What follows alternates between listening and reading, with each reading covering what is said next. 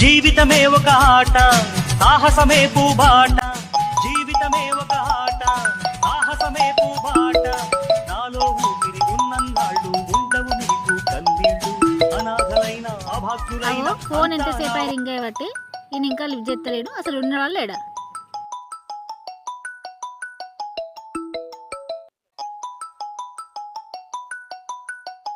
అగో ఫోన్ గంటసేపటి నుంచి రింగ్ అవుతుంది, ఫోన్ లిఫ్ట్ చేస్తలేవేంటి? పక్కనే ఉన్నావు కదా.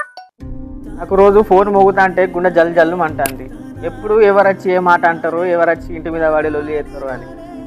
నువ్వు గట్లా ఫోన్ లిఫ్ట్ చేయకుండా ఉంటే వాళ్ళు ఏమనుకుంటారు? అబ్బా ఇంటి మీద ఖర్చు గొడవ చేయరా? లిఫ్ట్ చేసి ఏదో ఒక సమాధానం చెప్పరాదు? కష్టపడి పత్తి చేను పెట్టిన ఇంకా రూపాయి కూడా మిగిలదే. ఈసారి వర్షాలు చేయబట్టి మొత్తం పత్తి అంతా లాస్ అయింది. మొత్తం మీద నాకు కప్పులు కడతా అనుకున్నా కానీ ఇట్లా అవుతుంది అనుకోలే అసలు. ఇప్పుడు అప్పులో వచ్చి ఇంటి మీద పడితే ఏం చెప్పాలో కూడా నాకు అర్థమవుతలేదు. నాకు కూడా గదే భయం అవుతుంది అబ్బా, ఎప్పుడు ఎవరింటి మీద కలిసి గొడవ పెడతారో ఏమో అని నాకు కూడా భయం అవుతుంది. ఇప్పటిదాకానేమో పత్తి అమ్మినాక ఇస్తా అని అందరికి చెప్పుకుంటూ వచ్చిన. ఇప్పుడు అందరు ఇంటి మీద పడతారు కావచ్చు పత్తి అమ్మినా అని. ఒక్క రూపాయి మిగిలలే. ఇప్పుడు లెక్కలు చేసుకుంటా అంటే ఒక్క రూపాయి కూడా రాలేదు. మొత్తం ఈసారి మొత్తం లాసే అయింది తెలుసా. ప్రశాంత్ ప్రశాంత్ ప్రశాంత్ ప్రశాంత్ ప్రశాంత్ ప్రశాంత్ అక్క ఉన్నా దాదా లోపలదా అక్క ఇగో కూసో. కూసుండు లేదేం లేదా? మీ పైసలు ఎప్పుడు ఇస్తావో చెప్పు నువ్వు. అక్క ఇస్తా కానీ పరిస్థితి కొద్దిగా మంచిగా లేదు. మా ఇస్తా నా పైసలు ఏడిపోతాయి చెప్పు. ఏం తమ్మి ఆయుధాలు పెడతావు? రేపిస్తా మాపిస్తా ఆయుధాలు పెడతావు. ఇన్ని రోజులు ఆగిన మళ్ళీ ఇంకెన్ని రోజులు ఆగాలి? నా పైసలు నాకు ఇయ్యి, నేను పోతాను, నాకు బాగా అవసరం ఉన్నది. అట్లా కాదు తమ్మి, నాకు ఇయ్యి పైసలు. నువ్వు మంచోని కానీ ఏదో పోని పాప కానీ బతిలాడిన వల్ల నేను నీకు పైసలు ఇచ్చిన. నువ్వు గిన్ని రోజులు పోకుతావని నేను అనుకోలేదు. నువ్వు పట్టమ్ముకొని ఇప్పుడు మళ్ళీ గిన్ని నెలలు అవుతుంది. నేను వచ్చినప్పుడల్లా రేపు మా పంట అన్నావు, ఆయుధాలు పెడతావు. నువ్వు ఇస్తావా ఇయ్యవా పైసలు? నాయన కాడ వారేసినాక మాట్లాడు నువ్వు పైసలు. ఈ వారం రోజులు అలా నాకు పైసలు ఇవ్వకపోతే మర్యాద దక్కదు. నేను చెప్తానా, నేను మళ్ళీ నన్ను వచ్చిన వాళ్ళు ఆయుధాలు పెడితే మాత్రం మంచిగా కూడా తమ్మి నేను చెప్తానా.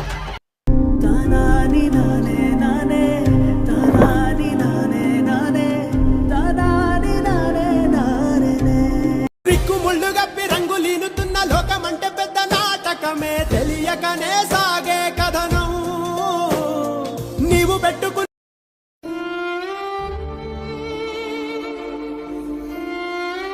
నేను అనుకుంటూనే అన్నా ఈమె ఎప్పుడో వచ్చి రేపు మా ఇల్లు మీద పడుతుంది అని చెప్పి అనుకున్నట్టే అయింది. నేను ఫస్ట్ నుంచి చెప్తూనే ఉన్నా, ఈ పొలాలు గిలాలు ఏమద్ది, పొలాలు పెట్టుకున్నా కూడా దాంతోపాటు ఏదైనా పని చేసుకుంటే ఇన్ని పైసలు మిగులుతాయి, అప్పులు కట్టుకోవచ్చు. ఇప్పుడు ఏమిటికి వచ్చింది చెప్పు? అందరు ఇల్లు మీద పడి ఎట్లా మాట్లాడతారు? వింటున్నావు కదా. పొలాలంటే మరి ఈ సంవత్సరం లాస్ వచ్చింది, ఇన్ని వర్షాలు కొట్టినాయి, లాస్ వచ్చింది. ఒక సంవత్సరం వస్తే ఒక సంవత్సరం పోతాయి. ఏం చేస్తాం చెప్పు? ఇవాళ రేపు పొలాలు చేసుకుంటే ఏమవుతుంది అబ్బా? పెట్టిన పెట్టుబడి కూడా వస్తలేదు. పొలాలు నమ్ముకుంటే మన బతుకులు గింతే ఉంటాయి. ఏదైనా పని చేసుకో అని చెప్తాంటే నువ్వే నా మాట వింటలేవు. నేను ఏమైనా పని చేయని అంటానా? ఏడ దొరుకుతలేదు, నేను ఏం చేయాలి? నేను మొన్న ఏదో పని అన్నావు, ఏమైంది దాని గురించి? ఆడు పని కోసం 1,00,000 రూపాయలు అడుగుతాండు. అటు అప్పు కట్టాలా, ఇటు పనికి పైసలు పెట్టాలా? నాకేం అర్థం అవుతలేదు. నా పైసలే ఏడికెళ్ళి తీసుకొచ్చి పెట్టాలో అని నాకు తలకాయ పోతాను. ఇక నువ్వేం చెప్తావో అదంతా నీ ఇష్టం. ఇంకోసారి ఇంటి మీద కడితే మన ఇద్దరంతా పోతాం ఇళ్ళల్లా.